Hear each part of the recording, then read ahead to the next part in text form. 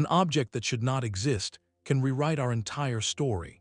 These are out-of-place artifacts, and they challenge everything we think we know about human invention. By the end of this journey, you will see history not as a fixed timeline, but as a puzzle with missing pieces we are only beginning to find. We will examine a 2,000-year-old device that might have generated electricity, and a map that appears to show a continent buried under ice. What do you believe is waiting to be rediscovered about our past? The true mystery lies not just in the object itself, but where it is found. This is the heart of what makes an artifact truly out of place.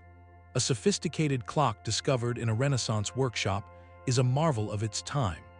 That same clock, sealed within a geological layer formed 1 million years before humans walked the earth, becomes an enigma that defies explanation. The term for these objects is out-of-place artifact, often shortened to OOP art. They are items, sometimes startlingly advanced, that appear in contexts where conventional history says they simply should not be. The key word is context. It is the undisturbed layer of rock, the sealed tomb, the ancient sediment that provides the timestamp. When the object and its setting tell two conflicting stories, we are left with a historical paradox.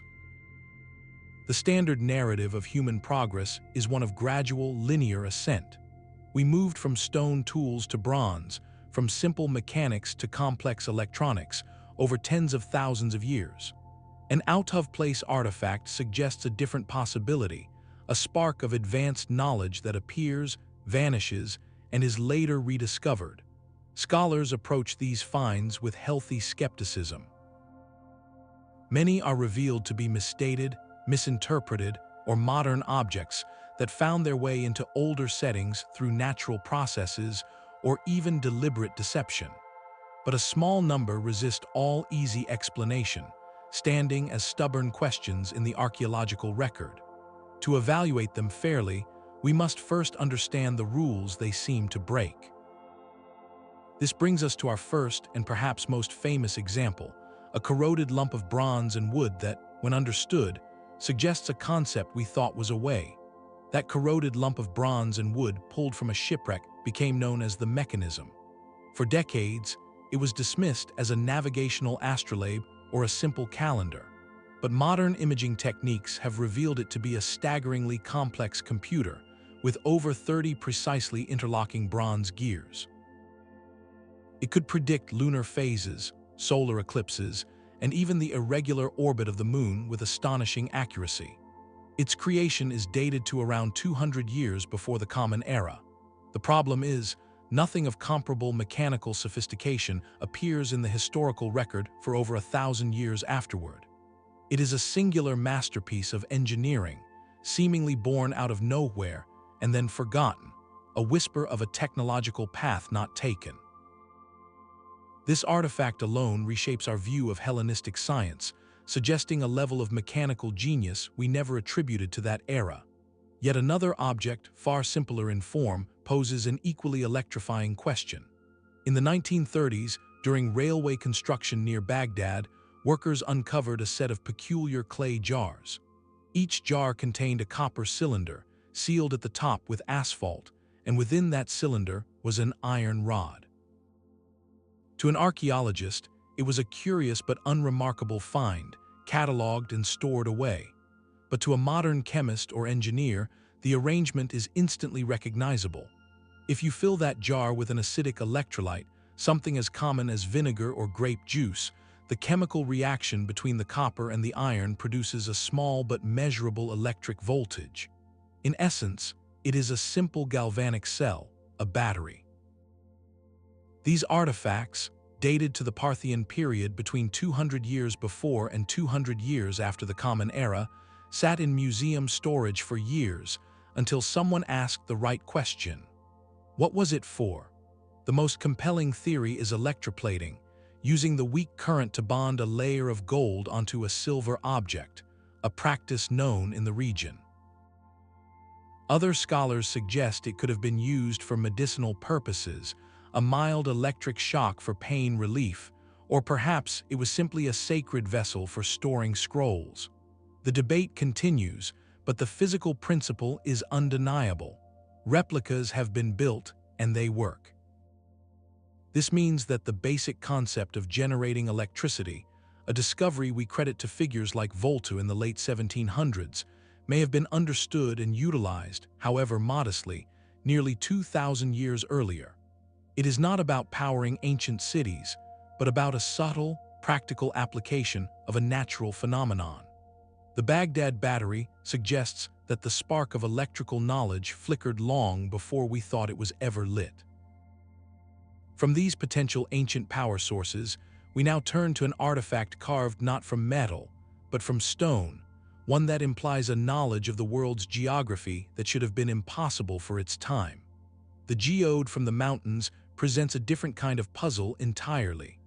In 1961, 3 rock collectors in California were searching for interesting specimens when they found a rounded, lumpy stone. Thinking it was a common geode, they cracked it open, expecting to see the beautiful crystalline interior typical of such formations. Instead, they found something entirely unexpected, a hard, clay-like shell encasing a mechanical-looking object. At its center was a circular metallic shaft. It was surrounded by what appeared to be a ceramic collar, and the whole assembly was inside a hexagonal metallic sheath. To anyone familiar with early 20th century automotive parts, the resemblance was uncanny. It looked almost identical to a spark plug from the 1920s, specifically a model made by the Champion Company. The mystery deepened when the surrounding material was reportedly tested and dated to an age of over 500,000 years. The immediate, obvious question is how a component from the dawn of the automobile age could possibly be sealed inside a stone that formed when early humans were just beginning to use simple stone tools. The most widely accepted explanation from geologists and skeptics is a natural process called concretion. This is when mineral matter accumulates around a foreign object, like a lost spark plug from a miner's tool or an old vehicle, and hardens over time. Given the right chemical conditions, this can create a convincing, rock-like shell in a matter of decades, not. It is a case of nature creating a convincing illusion of immense age. Yet, for those who first discovered it, the initial shock was profound. The artifact, whether a modern object in a deceptive natural casing or something far stranger, perfectly symbolizes the core confusion these items create. They force us to question our ability to accurately read the timeline written in stone. It blurs the line between what is ancient and what is merely old, reminding us that context can sometimes be a trick of perception. This theme of mechanical complexity, buried in the distant past, finds its most profound expression in an artifact that has earned the title of the world's oldest computer. The mechanism is a rare, out-of-place artifact that is not a mystery of existence, but a mystery of isolation. Pulled from a Roman-era shipwreck off the coast of Greece in 1901, it was initially dismissed as a corroded, unidentifiable lump of bronze and wood. For decades, it sat in the shadows of more glamorous treasures from the same wreck, its true nature hidden beneath centuries of calcified sea deposits. It was not until the late 20th century, with the advent of advanced imaging techniques like X-ray tomography, that its secrets were finally laid bare. Researchers peered inside and saw not a simple ornament, but an intricate mechanical universe. Over 30 precisely cut bronze gear wheels, arranged in a complex system of differential gearing, a level of engineering thought to have been invented in the 16th century. This was not just a calendar, it was a computer designed to model the cosmos. By turning a hand crank, an ancient user could calculate the positions of the sun and moon, predict lunar and solar eclipses, and even track the 4-year cycle of the Olympic Games. It accounted for the subtle irregularities in the moon's orbit, a mathematical feat of profound insight. Its creation is firmly dated to the 2nd century before the Common Era, a product of the Hellenistic world. The profound question it poses is not whether it is genuine, but why it stands alone. Where are the prototypes, the simpler versions, the records of its creation? Its sophistication implies a lost tradition of high mechanical art, a school of thought and craftsmanship that flourished and then vanished, leaving this single, stunning survivor. For over 1,000 years, nothing of comparable complexity appears in the European record. It is a definitive proof that ancient Greek science reached conceptual and technical heights we never fully appreciated, a whisper of a technological path that history forgot to document. From this confirmed marvel of ancient engineering, we shift to a far more contentious artifact, one whose very image seems to defy the timeline of human invention. The idea of ancient flight finds a curious symbol in a small wooden object discovered in a tomb at Saqqara. Unearthed in 1898 and dated to roughly 200 years before the Common Era, this artifact is commonly called the Saqqara Bird. At first glance, it is a simple carving of a bird, but a closer look reveals peculiar features. Its wings are not rounded or feathered in appearance, but are straight, flat, and angled downward in a way that resembles an airfoil cross-section. Most striking is the tail, which stands perfectly vertical like a modern aircraft stabilizer, a feature no bird possesses. This unique configuration has sparked a fascinating debate. To some researchers, it looks less like a representation of nature and more like a scale model of a fixed-wing glider. They propose it could be a ceremonial model of a working craft, or perhaps a toy designed to demonstrate a principle of flight. Intriguingly, when aeronautical engineers have built enlarged, weighted-scale models of the Saqqara Bird's design, they have found it possesses remarkable aerodynamic qualities, capable of stable, long-distance glide when launched. This suggests the shape itself, whether by intention or accident, captures fundamental principles of lift and stability. Mainstream Egyptology offers more grounded interpretations. It could be a stylized representation of a falcon, a bird sacred to the god Horus, with the vertical tail serving as a base for a separate decorative element now lost. It might have been a child's toy, a ceremonial boomerang, or even part of a weather vane. The true mystery of the Saqqara bird lies not in proving ancient Egyptians had aircraft, but in the powerful question of interpretation it raises. Are we seeing a sophisticated understanding of aerodynamics encoded in wood? Or are we, with our modern minds saturated by the technology of flight, projecting meaning onto a beautifully crafted cult object? The line between an out-of-place artifact and a misunderstood relic is often drawn by our own perspective. This challenge of seeing the past through a modern lens becomes even more perplexing when we encounter artifacts that appear to depict creatures science says were long gone. The carvings on the Saqqara bird invite interpretation, but a collection of stones from Peru presents images that seem to defy interpretation entirely. This brings us to the controversial case of the stones. In the 1960s, a Peruvian physician named began amassing a collection of over 15,000 stones from the region, reportedly given to him by local farmers. The stones themselves, made of a hard volcanic rock called andesite, are covered in intricate engravings. But it is the content of these engravings that ignited a firestorm. They depict scenes that are, by conventional history, impossible. Humans are shown interacting with what look unmistakably like dinosaurs, including triceratops, and other stones illustrate complex medical procedures, such as what appears to be a heart transplant or brain surgery, using detailed tools. Some even show advanced astronomical maps and what might be flying machines. If these stones were authentic ancient artifacts, they would not just be out of place, they would shatter our understanding of biology, medicine, and human development. They suggest a lost civilization with knowledge spanning millions of years of natural history and possessing medical technology rivaling our own. Doctor built an entire museum around them, proposing a radical alternative history where an advanced ancient culture coexisted with dinosaurs. The scientific community, however, has reached a near-unanimous verdict. Geologists point out that andesite, while hard, can be engraved with modern tools, and the fresh, unweathered grooves on many stones suggest recent work. The patina, or surface aging, can be artificially created. Furthermore, in the 1970s, some of the farmers who supplied the stones admitted to creating and aging them for sale to tourists, crafting the images from comic books and popular science magazines. The stones stand as one of the most potent cautionary tales in the study of anomalous artifacts. They highlight the critical importance of provenance, the documented history of an object's discovery and ownership. Without a clear, verifiable archaeological context, even the most spectacular find becomes a story without a source.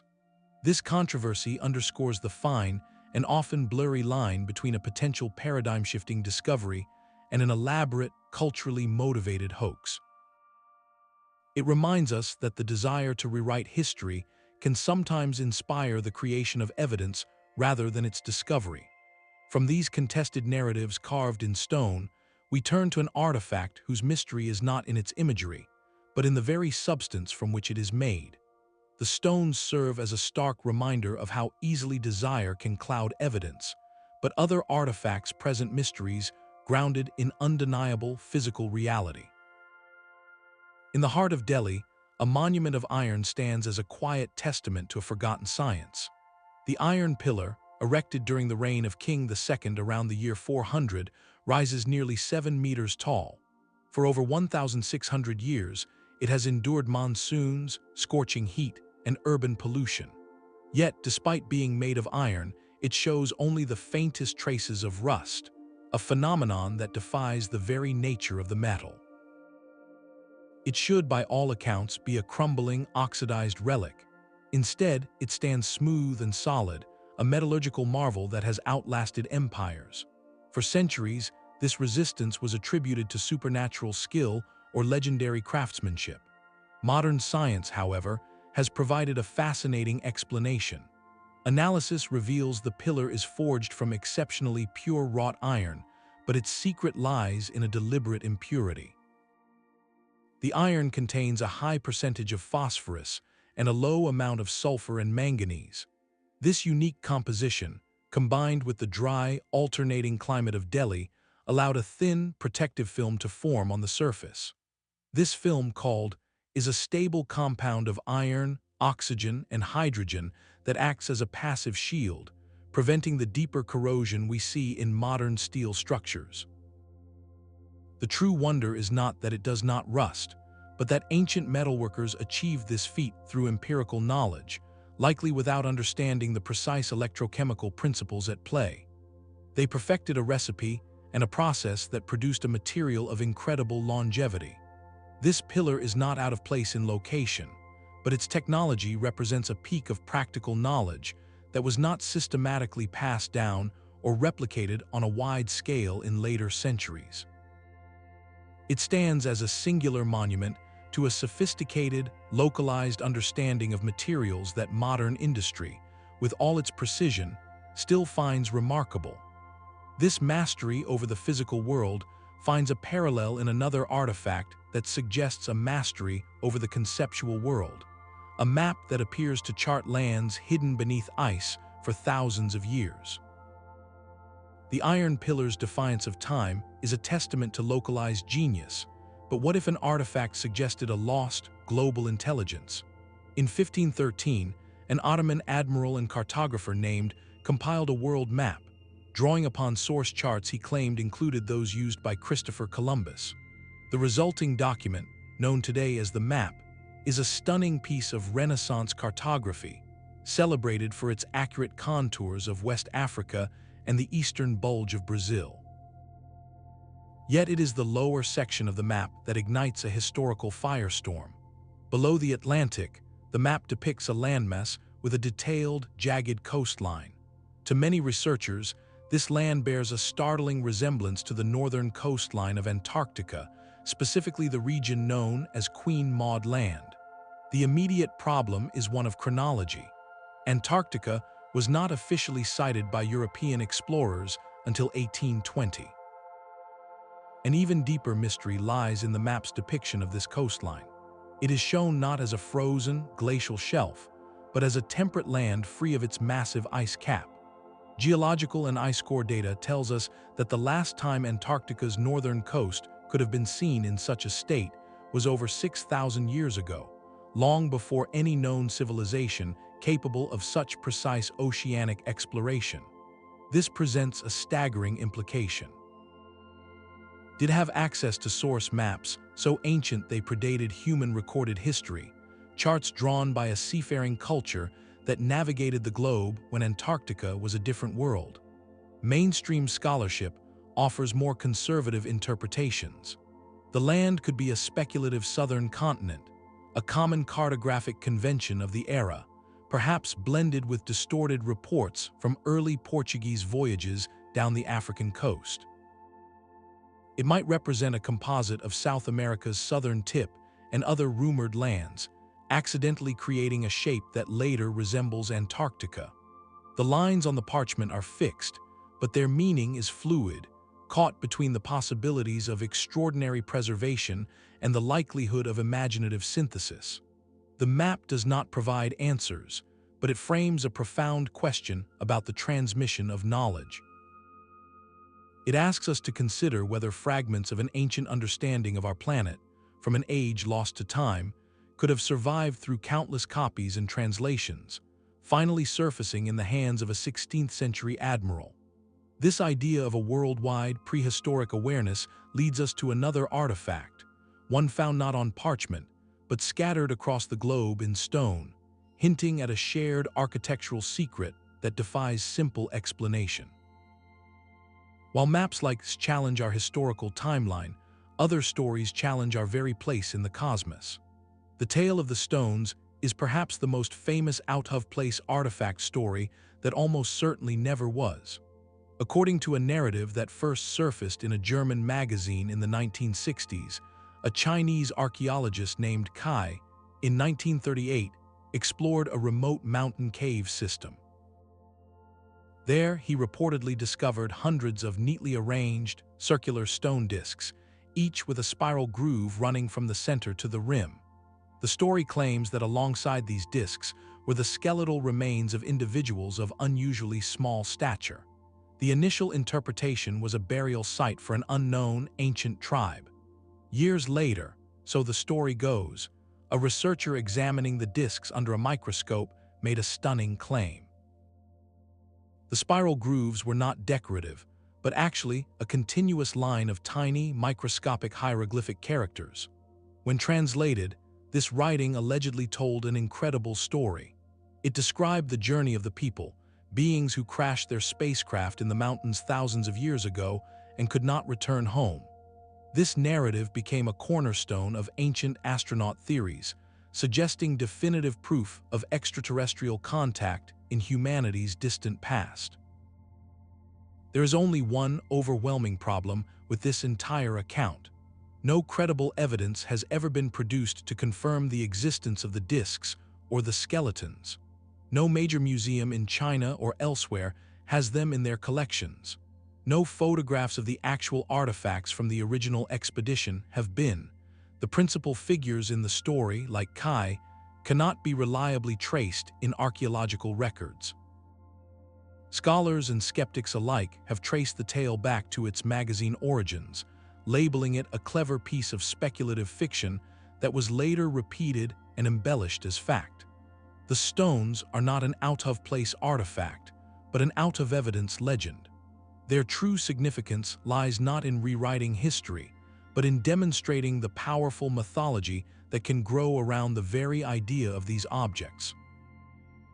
They represent a deep human longing for connection to something extraordinary, for a past filled with cosmic visitors and lost advanced civilizations. When tangible proof is absent, narrative rushes in to fill the void, blending archaeology with science fiction until the lines are hopelessly blurred. This fabrication stands as a vital lesson. In our search for mysteries that redefine our origins, we must first anchor our curiosity in verifiable reality, distinguishing between the artifact we can hold and the story we wish to tell. From this realm of compelling fiction, we must now ground ourselves again in a set of objects that are undeniably real, meticulously documented, and utterly baffling in their purpose. Far from cosmic legends, the Roman are objects of quiet, tangible mystery. These small, hollow bronze forms, each with 12 pentagonal faces, have been unearthed across Europe, from Britain to Hungary. Over 100 of them exist, each one a testament to a common practice that has since vanished from memory. They fit perfectly in the palm of your hand, and every face is pierced by a circular hole of a different size. At each corner sits a small knob, giving the object an almost organic, star-like appearance. They date from the 2nd to the 4th century, a time of extensive Roman record-keeping, and yet not a single scroll, inscription, or mosaic ever mentions their purpose. This silence is the heart of their enigma. They are not out of place in time or location, but they are utterly out of place in our comprehension. For a civilization that documented so much of its daily life, the dodecahedron represents a profound gap in understanding, a piece of common knowledge that slipped through the cracks of history. The range of proposed uses is as varied as it is speculative. Some suggest they were simple candlestick holders, with a wax taper placed through the holes. Others propose they were a form of dice for a complex game or a tool for surveying land, using the different hole sizes to calculate distances. There is a charming theory that they were knitting gauges for creating standardized Roman gloves, with the knobs used to manage the yarn. More esoteric interpretations point to a use in religious ceremonies, perhaps for holding ritual objects or as a symbolic representation of the cosmos. The frustrating and beautiful truth is that every theory has a flaw. If they were candlesticks, why are so few found with wax residue? If they were for knitting, why are they made from expensive bronze? If they were sacred, why are they found in such mundane, domestic settings? They force us to confront a humbling reality. An entire category of everyday technology, perhaps as commonplace to a Roman as a corkscrew or a tape measure is to us, can disappear without a trace in the written record. Its meaning dies with the last person who used it. This loss of common knowledge is a quiet echo throughout archaeology.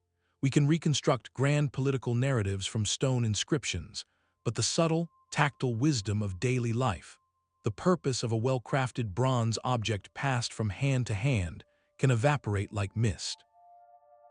The dodecahedron is a solid, physical question mark, a reminder that history is not just about what was recorded, but about all that was simply known and then forgotten.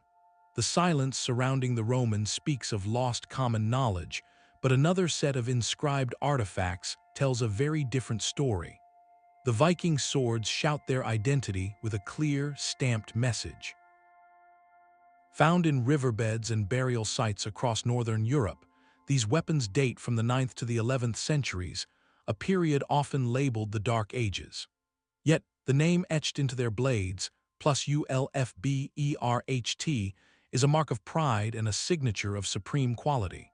For centuries, they were legendary for their performance, said to be stronger and more resilient in battle than any other sword of their time. Modern science has confirmed the legend, and in doing so, uncovered a profound historical puzzle. Metallurgical analysis reveals that genuine swords are not made from the typical, impure bloomery iron of early medieval Europe. Instead, they are crafted from a material called crucible steel. This is a high-carbon, remarkably pure form of steel, created by melting iron and other materials in a sealed clay crucible at extremely high temperatures. The result is a metal that is not only harder and capable of holding a sharper edge, but also more flexible and less brittle. A warrior wielding and would have had a significant advantage, his blade less likely to shatter upon impact with a shield or another weapon. The technological problem is one of geography and timeline. During the Viking Age, this advanced crucible steel process was mastered in the Islamic world, in regions like modern-day Iran and Central Asia. Conventional history tells us that such knowledge did not reach Europe for several more centuries. So how did the name Ulfberht come to be stamped on blades of Middle Eastern steel? Two compelling theories emerge, each reshaping our view of this era. The first is one of epic trade. It suggests a vast and sophisticated network, where Viking traders traveled incredible distances down the river systems of Eastern Europe to the and Black Seas, bringing back not just silver and silks, but raw ingots of this superior steel, or perhaps even finished blades to be inscribed and hilted in the north. The second, more radical idea is that a localized workshop in the Frankish Rhineland somehow rediscovered or independently developed the crucible process, creating a brief, brilliant pocket of metallurgical genius that was later lost to war, social change, or simply the death of a master smith without an apprentice. Whether through global connection or isolated innovation, the swords stand as a direct challenge to the idea of the Dark Ages as a time of universal stagnation. They are proof that even in periods we consider backward, flashes of advanced technology could and did exist, born on the currents of trade or sparked by individual ingenuity. This mastery of metal, however, was not a Viking invention, but perhaps a much older inheritance. Our next discovery suggests the roots of such advanced workmanship may reach back thousands of years earlier, to a time before written history itself. The swords reveal a network of ancient trade and forgotten technology, but a discovery in Romania presents a material that seems to belong to a different age entirely. Along the banks of the Mureș River in 1974, construction workers made a puzzling find. Buried under 10 meters of sand and gravel, they uncovered 3 objects together. 2 were immediately recognizable, the ancient bones of a mammoth. The third, however, was a complete mystery. It was a wedge-shaped object, heavy yet strangely lightweight for its size, made of a dull metal. This was the wedge. Scientists subjected it to analysis, and the results were startling. The metal was not iron or bronze, but an alloy composed overwhelmingly of aluminum. This detail is the core of the controversy. While aluminum is the most abundant metal in the Earth's crust, it is never found in a pure metallic state in nature. It is always locked inside other minerals, requiring a complex industrial process of electrolysis to extract. Humanity did not master this process and produce pure aluminum until the year 1825. Yet, the geological layer where this wedge was found, nestled beside Pleistocene-era mammoth remains, was dated to be approximately 11,000 years old. The implications are staggering. It suggests that someone, or some civilization, possessed the knowledge and capability to refine aluminum at the end of the last ice age, a time when human societies were hunter-gatherers. Such a notion does not just challenge history, it seems to shatter the entire framework of how we understand technological progress. The scientific community has proposed more grounded explanations. The most persistent theory is that the wedge is a piece of modern machinery, perhaps a tooth from a 20th century excavator or drill bit, that somehow became driven deep into the ancient strata during earlier, unrecorded construction work. This process, where a newer object contaminates an older layer, is a known issue in archaeology called intrusion. Proponents of this view point out that aluminum alloys were commonly used in heavy machinery throughout the 1900s. The debate endures because the original excavation was not conducted by archaeologists, leaving the precise context forever in question. The wedge forces a difficult choice. Do we accept it as a radical outlier that rewrites the prehistory of metallurgy, or do we see it as a sobering lesson in how easily the timeline can be confused by the machinery of our own era? It stands as a literal wedge driven between 2 incompatible stories of the past. While the artifact questions the history of metal, another category of finds questions the history of life itself, with stones that bear images science says should be impossible. The wedge asks us to believe in an impossible alloy, but another discovery frames the same dilemma in the simplest of forms. A hammer should not be a mystery. It is one of humanity's oldest and most recognizable tools. Yet the artifact known as the London Hammer, discovered in 1936 near the town of London, Texas, became exactly that. The story goes that a couple out for a walk found a curious piece of rock with a bit of wood protruding from it. When they cracked it open, they they revealed a complete iron hammer head, set onto a partially fossilized wooden handle, all encased within a solid, stony shell. The immediate shock came from the reported age of the surrounding rock. Based on the local geology, the concretion was identified as belonging to the Cretaceous period, a layer formed over 100 million years ago, an era when dinosaurs ruled the Earth. For some, the conclusion seemed inescapable. Here was a human tool, a simple hammer, sealed inside stone from a time before humans, or even most mammals, had evolved.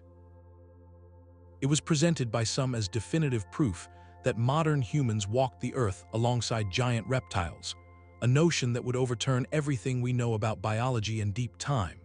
The artifact's power lies in its simplicity. We all know what a hammer is. Seeing one trapped in ancient stone creates a visceral, immediate conflict between common sense and scientific chronology.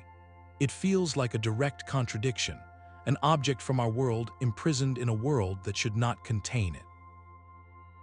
This apparent paradox, however, is precisely where geology provides a more grounded, yet no less fascinating, explanation. Geologists point to a common natural process called concretion. This occurs when mineral-rich water, percolating through sediments, gradually deposits layers of hard minerals like ironstone or limestone around a foreign object. That object could be a shell, a bone, or in this case, a relatively modern hammer that was lost or discarded. The key insight is that this process does not require millions of years. Under the right chemical conditions, a thick, hard, rock-like concretion can form in a matter of decades or centuries. The soluble minerals in the Texas soil could have encased the tool quite rapidly, creating a perfect illusion of immense antiquity.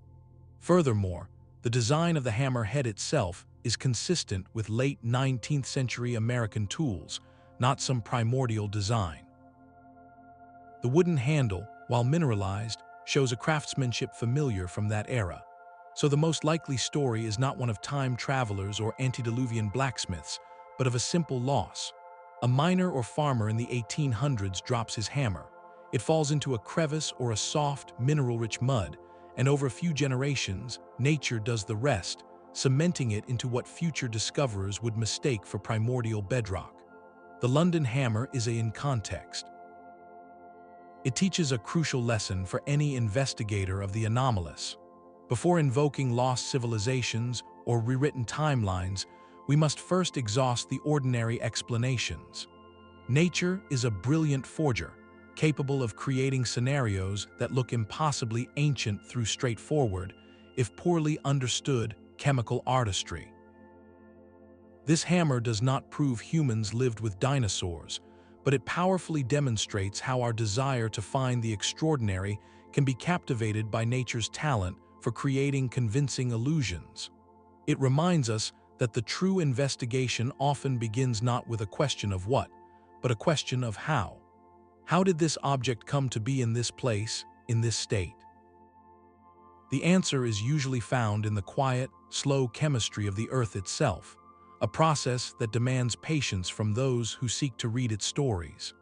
This careful attention to geological context becomes even more critical when the artifact in question is not a simple tool, but a delicate and impossibly intricate work of art, found in a place that challenges the very origins of human creativity. Nature's talent for creating convincing illusions finds perhaps its most perfect expression in the Klerksdorp Spheres. Mined from 3-billion-year-old deposits in South Africa, these small objects are marvels of apparent design. They are often spherical or disc-shaped, and some bear fine, parallel grooves that run neatly around their equators, as if machined by a precise lathe. Their symmetry is so striking that for decades they have fueled speculation about impossible origins, cited by some as evidence of a lost, ultra-ancient civilization, or even extraterrestrial visitors from a time before multicellular life existed on Earth. The visual argument is compelling. Holding one, it is difficult not to see the work of an intelligent hand. The grooves look deliberate, the shape seems engineered for a purpose, and their age, placed in the Precambrian era, feels cosmically out of place. This is where geology steps in with a humbling and beautiful explanation. Detailed scientific analysis reveals these spheres are not manufactured artifacts, but natural concretions. They formed in the volcanic sediments that became the layers, as minerals like pyrite or hematite slowly crystallized around a central nucleus, such as a grain of sand. The process is similar to how a pearl forms in an oyster, with layers accruing in a spherical pattern due to uniform chemical conditions. The enigmatic grooves, which seem so artificial, are likely the result of differential crystallization. As the concretion grew, certain layers composed of softer, more soluble minerals were deposited. Over immense spans of time, these softer bands wore away more quickly than the harder material, leaving behind those precise, encircling lines. They are not tool marks, but the patient signature of erosion acting across eons. The Klerksdorp Spheres serve as a profound lesson in perception. They remind us that nature is a master geometrician, capable of producing forms of stunning regularity and balance through purely physical and chemical processes. Our human brains are wired to see patterns and intention, a trait that usually serves us well. But when faced with the deep past, this same instinct can lead us astray, making us see a craftsman in the work of random crystallization. These spheres are not evidence of lost technology, but they are evidence of something equally valuable: the critical need for scientific analysis to temper our imaginative leaps. They warn us that not every mystery is a message, and not every perfect shape is a product of a mind. Sometimes, the most astonishing artifacts are those crafted by time, chemistry, and the silent laws of physics alone. This clear distinction between natural wonder and human invention brings us back firmly to the realm of human hands, to an artifact whose craftsmanship is gloriously undeniable, yet whose original song has been forever silenced by the centuries. A single silver coin can whisper of journeys spanning continents and centuries. This is the story of the Maine Penny, a tiny artifact that carries the weight of a 1,000-mile mystery. Unearthed in 1957 at the archaeological site on the coast of Maine, this small, worn disc was initially set aside among countless other finds, a curious bit of metal in a prehistoric shell heap. Years later, an expert took a closer look and made a stunning identification. It was not a colonial coin or a modern stray. It was a Norse silver penny, minted during the reign of King Olaf of Norway, dating between 1067 and 1093. On one side, a stylized cross; on the other, a crude representation of a long-tailed bird, likely a raven or dove. It was a coin from the Viking Age, found not in a Scandinavian burial or a European market, but in the soil of a Native American trade village that flourished from approximately 1180 to 1235. The site at Point was a hub for the ancestors of the people, a place where tools, materials, and ideas were exchanged along ancient coastal routes. Finding a Norse coin here is not, on its own, proof of Vikings pitching tents on the shores of Maine. The only confirmed Norse settlement in the Americas is at Meadows, on the northern tip of Newfoundland, over 1,000 miles to the northeast. A single coin could have traveled that immense distance through the vast trade networks that connected indigenous peoples from the Arctic down the eastern seaboard. Imagine a Norse trader at a seasonal camp in the far north, perhaps in the Canadian Arctic, exchanging this silver piece for valuable furs or walrus ivory with an Inuit hunter. That hunter, or someone he traded with later, carries it south, where it enters another network, passing from hand to hand, community to community, over generations. It might have been valued not as currency, but as a rare piece of exotic metal, perhaps worn as a pendant or kept as a charm, its original monetary meaning long forgotten. By the time it was lost or deliberately placed at the site, it was simply a unique object from a faraway place, a token in a system of exchange that had been operating for. Most archaeologists see the Maine Penny not as evidence of a lost Norse colony, but as a brilliant illustration of indirect contact. It shows how objects can move far beyond the footprints of the people who made them, creating archaeological surprises that hint at vast, invisible webs of human connection. It requires no revision of history, only a deeper appreciation for the complexity of that history. The coin's journey suggests that the Atlantic was not an absolute barrier, but a space crossed by threads of interaction, where ideas and artifacts could drift slowly from one world to another. This theme of long-distance cultural exchange, of seeds carried across oceans, finds a more controversial expression in an artifact that seems to root itself in two separate hemispheres, challenging the story of agricultural discovery. Buried beneath the floors of ancient Mexico, a small face stares out from a world away. The head is a sculpture no larger than a fist, discovered in 1933 at a Toltec site in the Valley of Mexico. What makes it extraordinary is its style. The figure bears the distinct features of classical Roman art, complete with a beard and a hairstyle known as a pileus, a type of cap worn by freed slaves in the Roman world. This would be a fascinating curio in a European museum, but its context is what ignites the debate. It was found as part of a burial offering sealed under 3 intact, pre-Hispanic floor layers, and those layers have been dated to a period between 1476 and 1510. This is the crucial detail. It places the artifact's deposition firmly before the Spanish conquest of the region, which began in 1519. If the dating is correct, this Roman-style head was buried in Mexico decades before ever set foot on the continent. The immediate, thrilling implication is one of transoceanic contact. Could a Roman vessel, perhaps blown off course, have reached the Americas? Could a single artifact, a sailor's personal possession, have been traded and treasured, eventually finding its way into a sacred offering? It is a narrative that challenges the traditional isolationist model, which holds that New World civilizations developed entirely independently until 1492. Skeptics, however, point to other possibilities. They suggest the head could be a post-conquest object that somehow intruded into the older layer, perhaps through an animal burrow or an unrecognized disturbance in the soil. Others propose it might be a 16th-century European import, made in a deliberately archaic Roman style that was popular during the Renaissance, which then became incorporated into an indigenous context.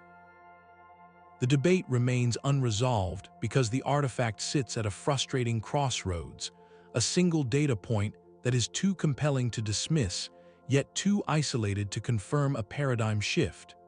It does not prove a Roman colony in Mexico, but it does keep alive a tantalizing possibility, that of sporadic, unrecorded contacts across the oceans.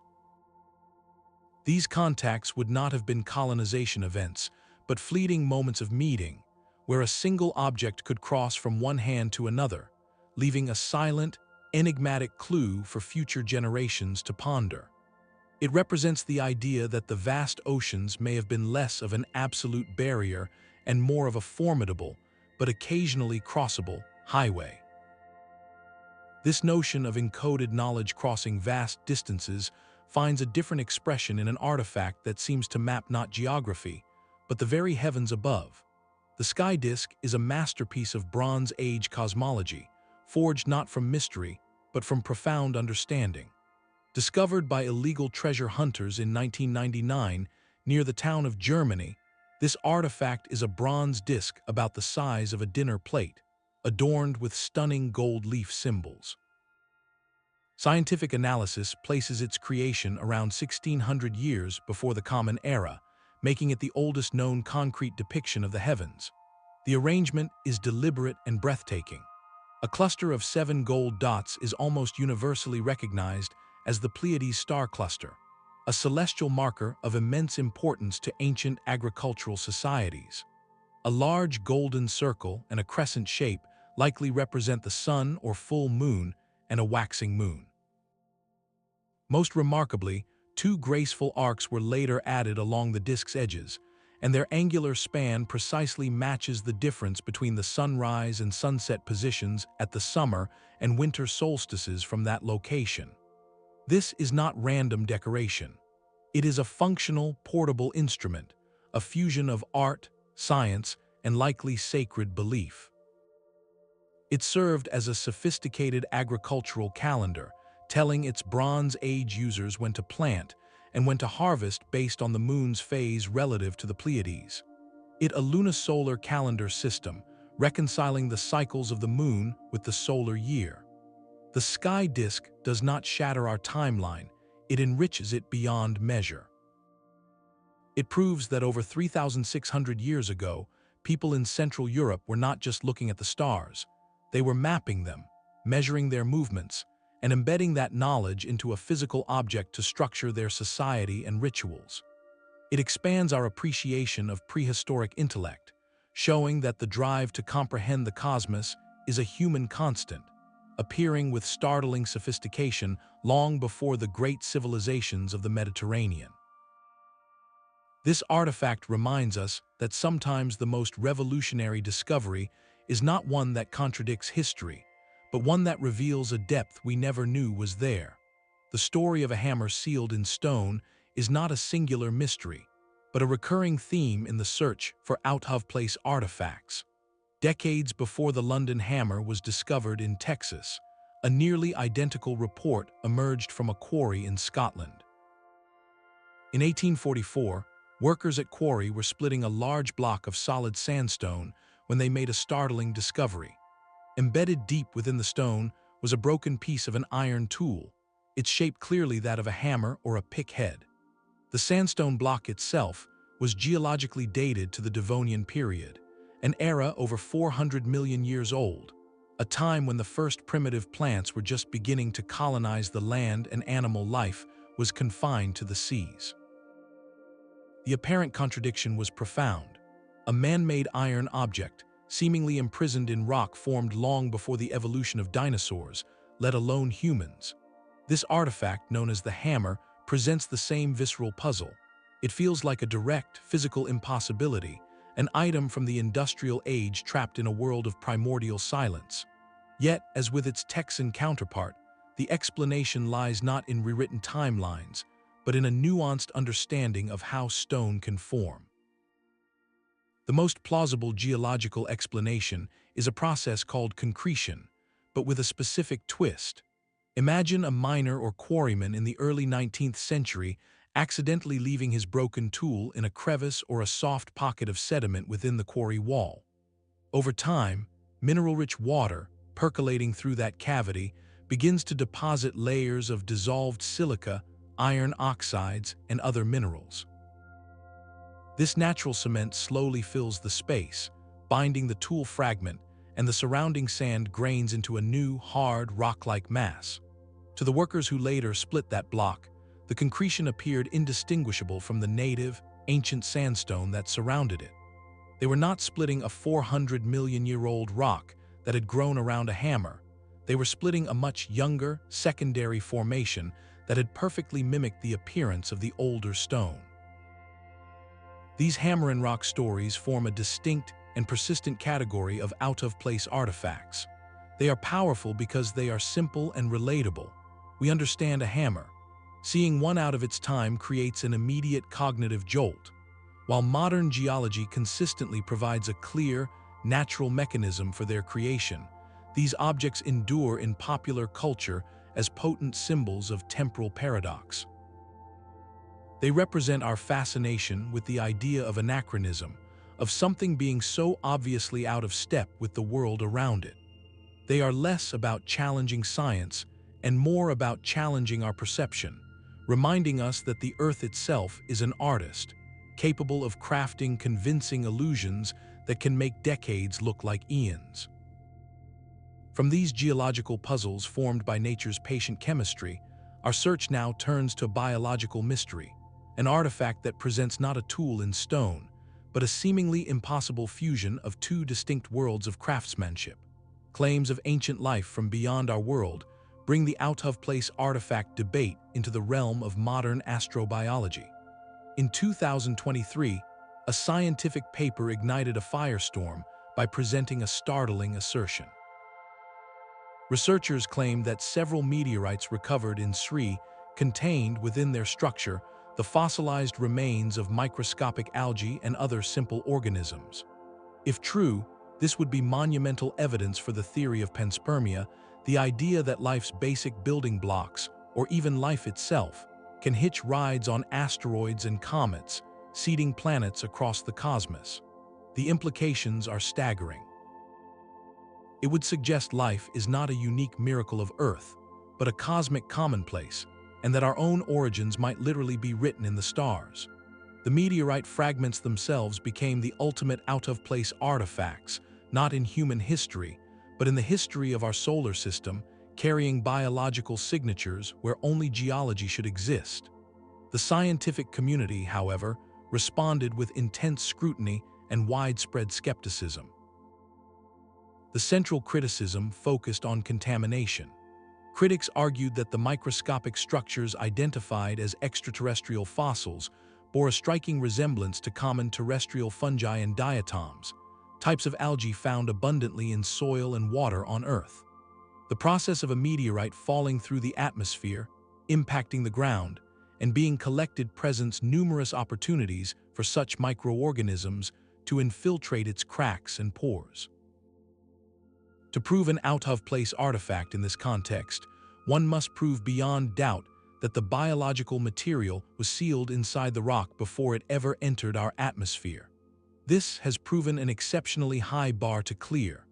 Mainstream consensus holds that the samples were contaminated after their arrival, a testament to the incredible difficulty of this kind of research. This modern controversy serves as a crucial reminder.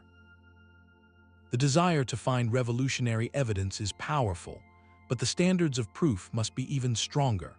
It underscores that the principle of extraordinary claims requiring extraordinary evidence is not a dismissal, but a necessary shield against error.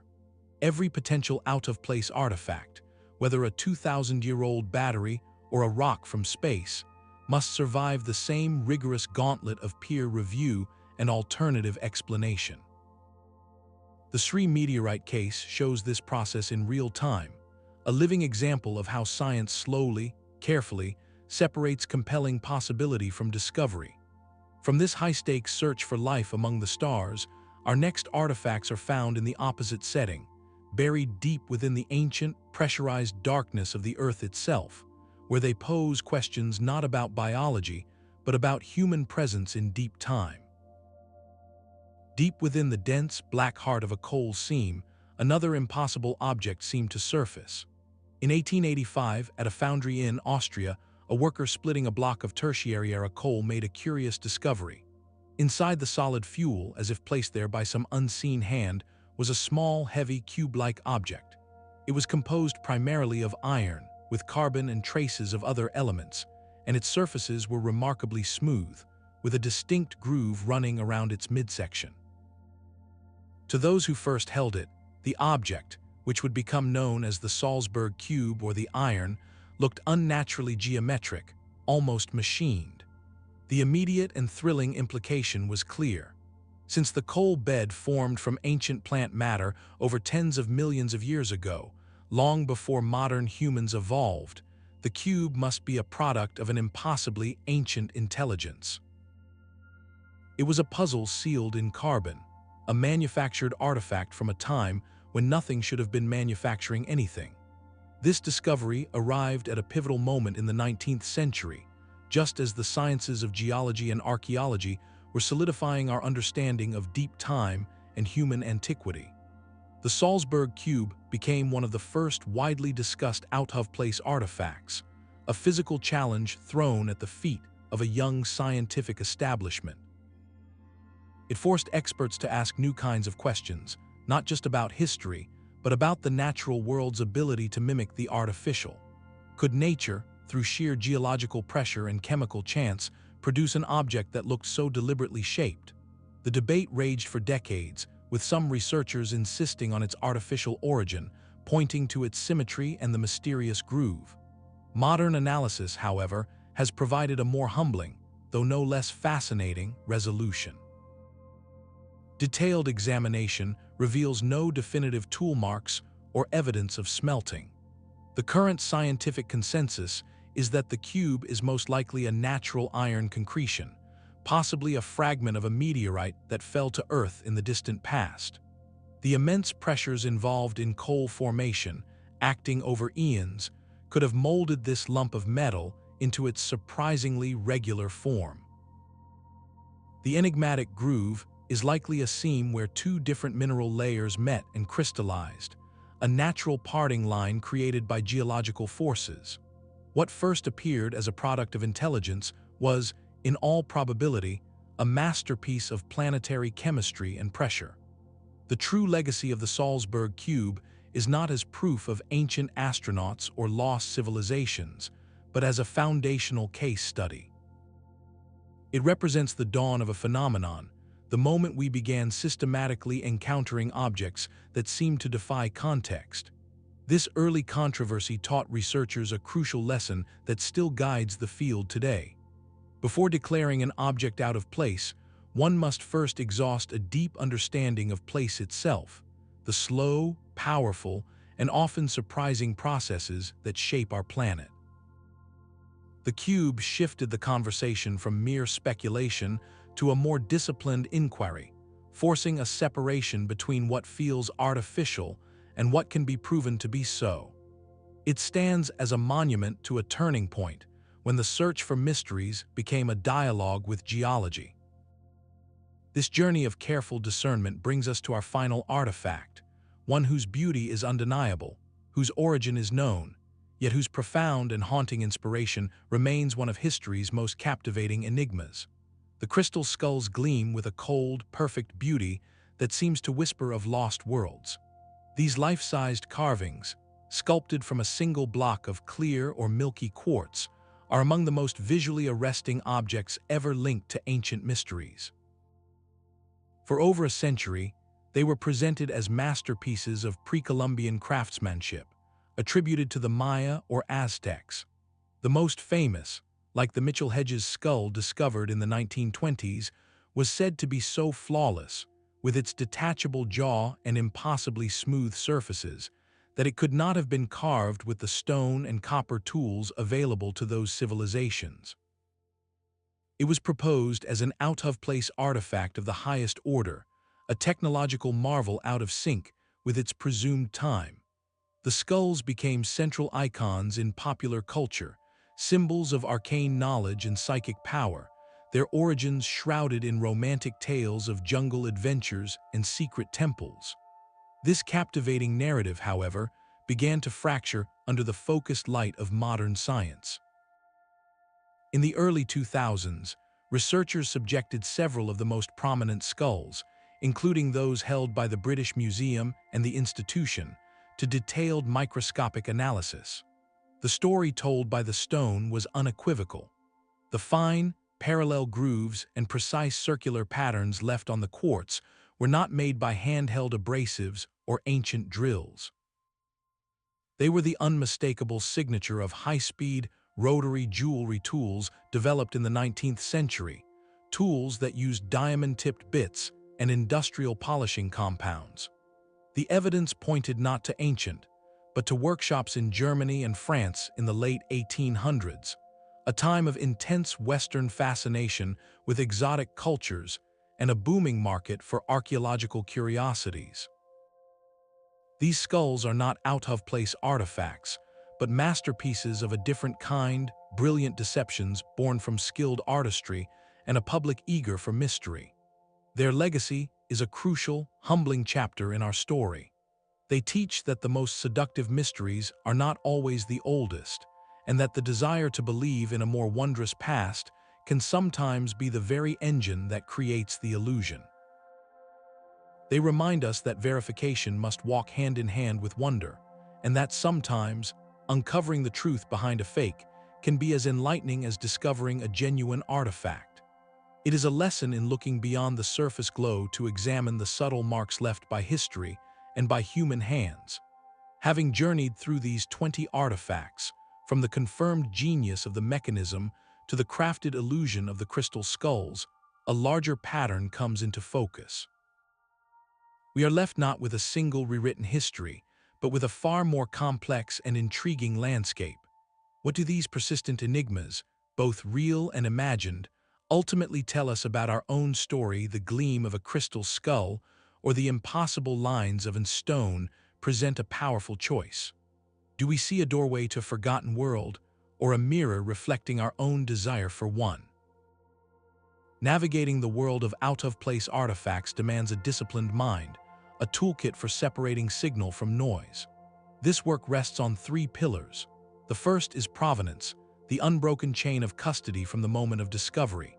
An artifact with a clear, documented excavation, witnessed by trained observers, carries immense weight. An object that simply appears on the market, with a story of mysterious origins or unnamed sources, immediately warrants deeper scrutiny. The second pillar is context. An object is not just itself, it is everything around it. The undisturbed soil layer it rested in, the other items found with it, the very chemistry of the surrounding material. This is the artifact's timestamp and biography. When that context is muddled, lost, or never properly recorded, as with many amateur finds, the object becomes a floating puzzle piece with no clear place in the historical picture. The third pillar is material composition. What is it made of, and what does that material reveal? Modern tools can detect anachronistic alloys, identify tool marks invisible to the eye, and date organic residues. This scientific interrogation is the ultimate test. Applying this framework creates a spectrum of understanding. On one end, we find the clear fabrications, objects created with intent to deceive. The stones, with their modern tool marks and admitted origins as tourist trinkets, fail the test of provenance and material analysis. The crystal skulls, bearing the microscopic signatures of 19th-century jewelers' wheels, are beautiful but undeniable confections of a later era.